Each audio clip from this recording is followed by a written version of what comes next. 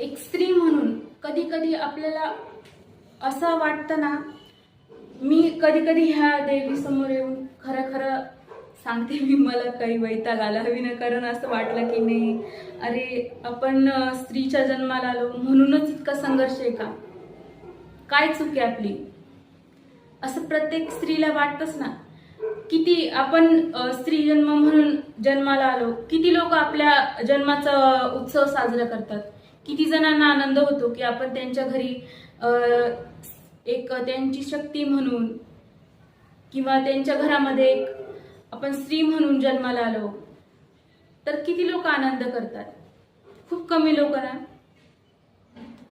याच्या आधीच्या एपिसोडमध्ये त्यामुळेच प्रथम स्त्रीची निसर्ग चक्रासाठी निर्मिती कशी झाली,